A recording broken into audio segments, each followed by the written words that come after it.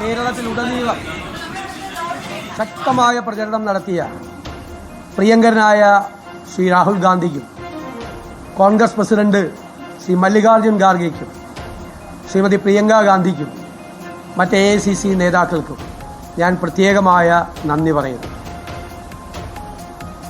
പ്രതിപക്ഷ നേതൃസ്ഥാനം ഏറ്റെടുത്തപ്പോൾ ശ്രീമതി സോണിയാഗാന്ധിക്കും ശ്രീ രാഹുൽ ഗാന്ധിക്കും ഒരു വാക്ക് നൽകിയിരുന്നു. കേരളത്തിലെ UDFനെ തിളക്കമാർന്ന വിജയത്തോടുകൂടി തിരിച്ചു കൊണ്ടുവരും. ആ വാക്ക് പാലിക്കാൻ കഴിഞ്ഞതിൻ്റെ നിറഞ്ഞ ചാരിതാർത്ഥ്യത്തോടു കൂടിയാണ് ഞാൻ നിങ്ങളെ കാണുന്നത്. കേരളത്തിലെ ജനങ്ങൾ ഒരുപാട് പ്രതീക്ഷയോടുകൂടിയാണ് ഇത്രയും വലിയ ഉജ്ജ്വലമായ വിജയം ടീം UDFന് സമ്മാനിച്ചത്. UDF ഒരു കുടുംബമായി, ടീം UDF ഫാമിലിയായി ഒരുമിച്ച് നിന്ന് പ്രവർത്തിച്ചു, നേതാക്കളും പ്രവർത്തകരും എല്ലാവരും.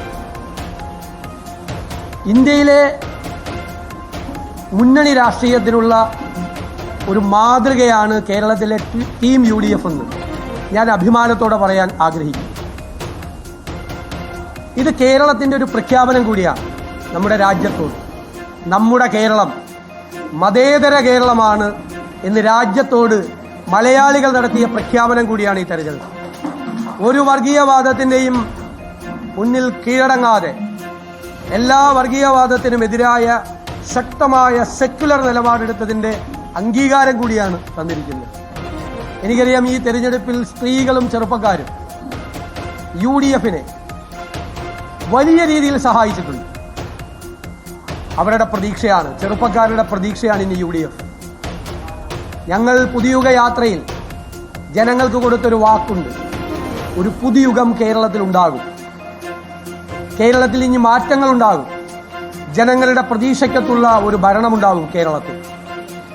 നമ്മുടെ സംസ്ഥാനത്തിൻ്റെ, ഈ രാജ്യത്തെ ഒന്നാം സ്ഥാനത്ത് നമ്മുടെ സംസ്ഥാനത്തെ എത്തിക്കാൻ വേണ്ടിയിട്ടുള്ള പദ്ധതികളും പരിപാടികളുമായി UDF മുന്നോട്ട് പോകും. ഒരുമിച്ച് മുന്നോട്ട് പോകും.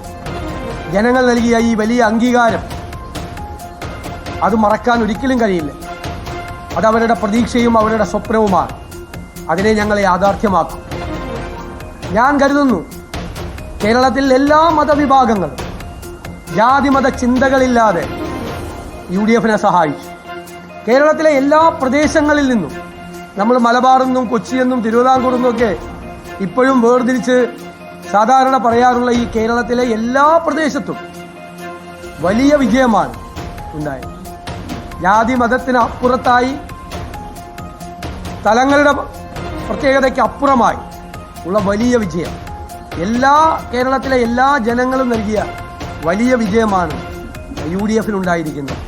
തികഞ്ഞ ഉത്തരവാദിത്ത ബോധത്തോടു കൂടി ആ ജനങ്ങളുടെ പ്രതീക്ഷകൾ നിറവേറ്റാനുള്ള ശ്രമം UDFന്റെ ഭാഗത്തു നിന്നുണ്ടാകും. ഞാൻ കരുതുന്നത്, നേരത്തെ പറഞ്ഞതുപോലെ വർഷങ്ങളായി CPMന് വോട്ട് ചെയ്യുന്നവർ, ഇടതുപക്ഷ സഹയാത്രികരായിട്ടുള്ള ആളുകൾ എല്ലാവരും ഞങ്ങളെ സഹായിച്ചിട്ടുണ്ട്.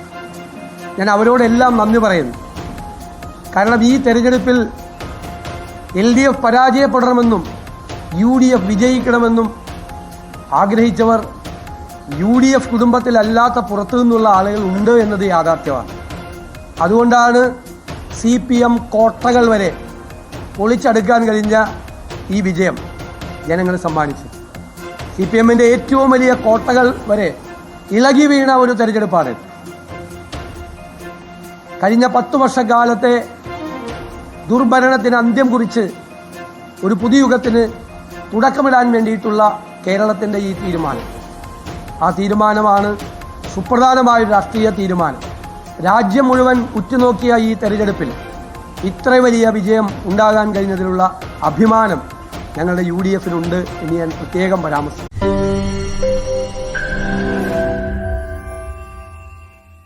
ലോകത്തെവിടെയായാലും ഏത് സമയത്തും 24 വാർത്തകളും ഓഗ്മെന്റഡ് റിയാലിറ്റി പാക്കേജുകളും എക്സ്പ്ലെയിനറുകളും വിശദമായി കാണാൻ ഞങ്ങളുടെ YouTube ചാനൽ നിങ്ങൾക്ക് സബ്സ്ക്രൈബ് ചെയ്യാം.